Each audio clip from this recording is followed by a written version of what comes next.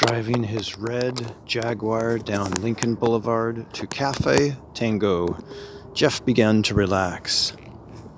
The first few dates of a relationship often included some awkwardness, but this had been extreme. "I'm so embarrassed," Laura Turner apologized. With a floral dress reaching mid-thighs, brown hair past her shoulders, and simple sandals, she was gorgeous. "Graze usually isn't like that. He's really a well-mannered dog." "So there's something about me that gets him excited?" "No, that's not what I meant," she quickly corrected. "He's more mellow. Maybe just... I can't explain." The flush on her face wouldn't subside. "It's okay." Trying to lighten the situation, he suggested, "I'm used to dogs humping me." He suddenly felt like he had said the wrong thing. What had he been thinking? How could he have said that? He ran the words through his head again, trying to figure out what had drove him to make such claims. "Oh, really?" Laura replied, smiling. "I better not be a bitch tonight, then."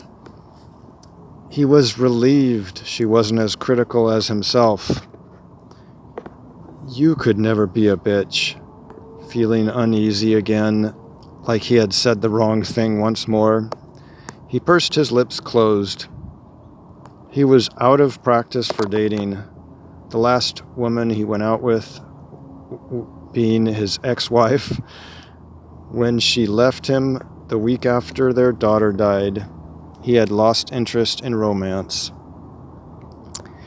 "Thank you," Laura said shyly, looking down. "I think."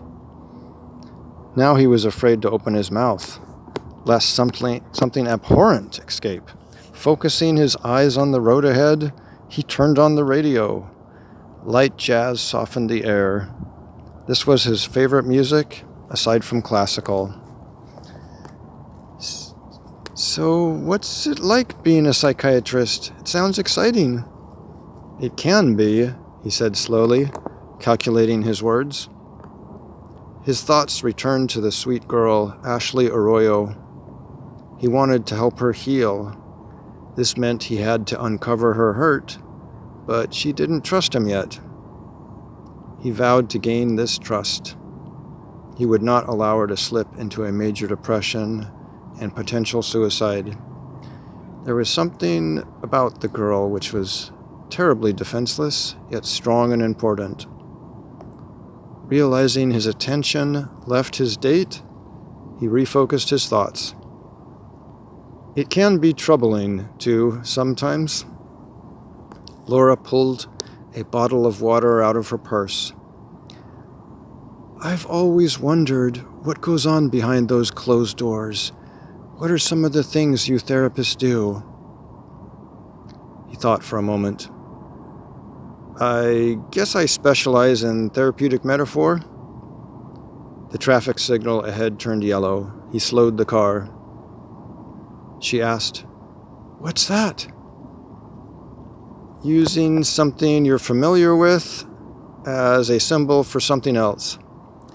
Like I use light and dark to represent good and evil." He stopped at the red signal and looked at her. "So tell me how you used it today." She twisted off the cap of the bottle and sipped. Afterwards, she licked the excess water from her lips. Caught in the allure of her actions, Jeff had difficulty answering.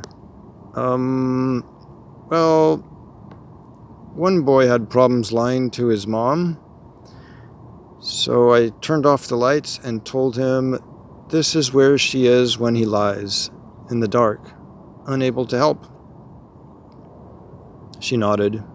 "That makes sense." The signal turned green, and he accelerated the Jaguar. "It's just a metaphor, but it seems to work." She sipped more water, looking out the window. "What if it's true?" "Huh?" What if the metaphor is true? What do you mean? She sounded suddenly nervous. What if there really is something bad in the dark? You mean for real? She didn't answer. He looked around them. The sky was gloomy. Most of the streets held shadows, and the alleyways were blackened. He remembered Ashley's comment about shadows. Did she and Laura share something that he needed to understand? Impossible. It had to be merely a coincidence. What could they share? They didn't even know each other. His mind was overreacting. It had been a long day. He jokingly replied, "We might be in trouble then." "I know a secret about the dark." He was confused. Was she being playfully seductive, or did she really hold a secret? He glanced at her but couldn't get a read. What secret could she possibly have about the dark, though? He decided to play along. Smiling, he encouraged, "I love secrets." Laura barely returned the smile, now appearing more troubled than flirtatious. She screwed the cap back on the bottle and stuffed it back into her purse. "You might not like this one."